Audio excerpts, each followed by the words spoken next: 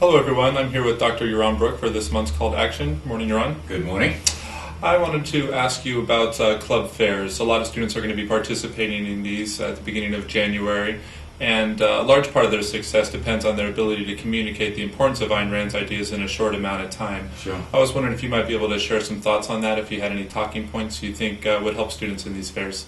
Well, I think there are a number of things, and what the students should really focus in on is on the value that Ayn and the club and objectivism have for the student's body generally out there. And I think the first step is those students who know who Ayn Rand is, who've read some of their books, and hopefully, there are hundreds of thousands of those because of the Books to School program that we engage here at the Institute, that there are hundreds of thousands of students who've read Ayn Rand, or at least been introduced to Ayn Rand in high school, and are now curious about more. And there, I think, with them, it's important to I think make 2 points. One is that Ayn's philosophy is a philosophy for living. It's about making your life the best life that it can be. It's about giving people the tools to really live life better. And I think young people are motivated to make their lives the best that they can be. They're motivated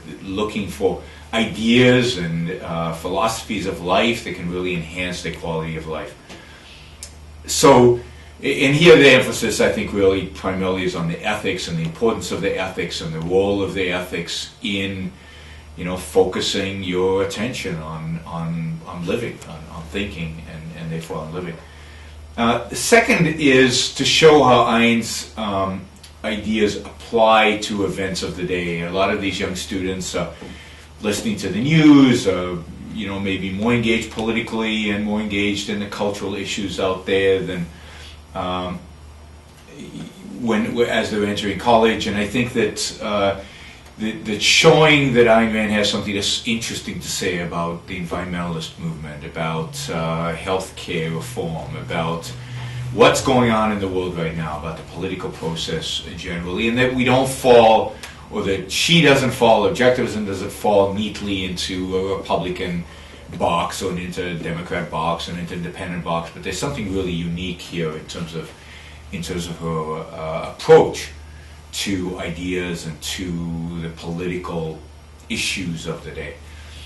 So I think that's for people who are familiar with Ayn Rand. I think for people who are not familiar with Ayn Rand, the real focus should be on trying to get them to read the novels, whether it's to try to get them to read something quick like Anthem, which is short and easy to read, or really push Atlas Shrugged as explaining the world that we live in and explaining the problems that we're all facing as a real alternative, not just to the professors that are going to be teaching them, and to generally the news and the analysis they're getting in the culture generally, and really focus on that. And again, I think he can use the politics. I think he can use what's going on in the world right now to motivate people to read Atlas Shrugged, to motivate people to get more interested in what's going on in objectivism and our unique approach to analyzing cultural events.